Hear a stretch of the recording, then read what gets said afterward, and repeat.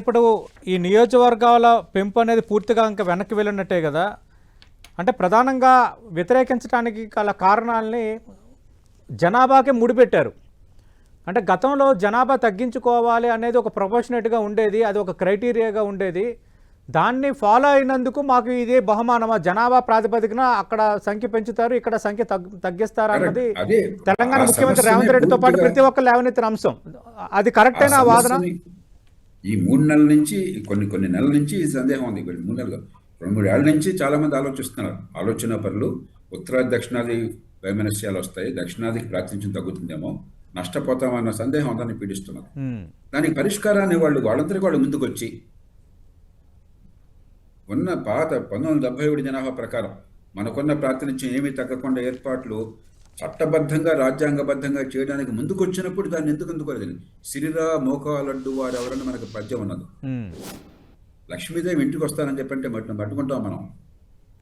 మనం ఏది కోరుకుంటున్నామో అది వాళ్ళు సిద్ధపడి అధికారికంగా రాజ్యాంగ సవరణలో పెట్టడానికి సిద్ధపడితే రాజకీయ కారణాల వల్ల వాడేవాడు చేస్తున్నాడు కాబట్టి వాడు ఆపాలని పాతకాలం పంచాయతీ రాజకీయాల్లాగా వేరే వాడు సర్పంచుకున్నంతకాలం జరగడానికి వీలని చెప్పిన మనం అడ్డుపెట్టడం ధర్మం.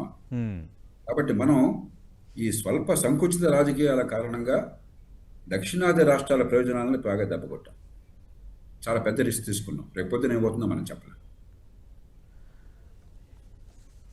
అంటే ఒక రకంగా డీలిమిటేషన్ జరిగితే ఆల్రెడీ ఉత్తరాది రాష్ట్రాల్లో ఎక్కువ సీట్లు ఉన్నాయి కాబట్టి, రాష్ట్రాలకు నియోజకవర్గాలు ఎక్కువ ఉన్నాయి కాబట్టి అక్కడ పెరుగుతుంది. ఇక్కడ పెరిగినా కూడా వాళ్ళ సంఖ్య మెజార్టీ అవుతుంది అన్నది ఇప్పుడు కొందరు వ్యతిరేకించిన వాళ్ళు తెర ముందుకు తెచ్చిన అంశం సార్. మెజారిటీ ఎప్పుడైనా అక్కడే ఉంటుందయ్యా. సంఖ్యాబలం అక్కడ ఉంది. వేళ కాదు 1947 నుంచి అట్లా ఉంది సార్. ఇప్పుడు 543 స్థానాల్లో మనకుంది 129. Correct sir. మెజారిటీ అది. అవును. కాబట్టి మీ సంఖ్యని బట్టి ఉంటుంది. కానీ దక్షిణాదికి 270 అడుగుతారు మీరు 540లో. అది ఎట్లా వెళ్ళేది కదా. అవును. మీకున్న వాటా కొనసాగుతుంది, ఆస్తిలో వాటా కొనసాగుతుంది, తగ్గదు.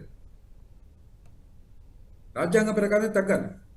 జనాభా లెక్కల ప్రకారం వాళ్ళ జనాభా శాతం పెరిగింది కాబట్టి, మన జనాభా శాతం తగ్గింది కాబట్టి మనకి ఆస్తిలో వాటా తగ్గాలి. అంటే రాజకీయ ఆస్తిలో వాటా ప్రాతినిధ్యం తగ్గాలి. తగ్గకుండా ఏర్పాట్లకి రాజ్యాంగ సవరణకు ముందుకు వచ్చామని స్పష్టంగా చెప్పారు. ఇప్పుడు మీరు ఓకే అంటే ఆ బిల్లుకి మీరు అనుకూలంగా ఉంటామంటే మేము ఇప్పుడు తీసుకొస్తాం గంటలో అని చెప్పి 2 సార్లు అన్నాడు. నేను స్వయంగా చూశాను, మీరంతా చూసుంటారు. లేదు సార్, అన్నారు సార్. అవును, కరెక్ట్.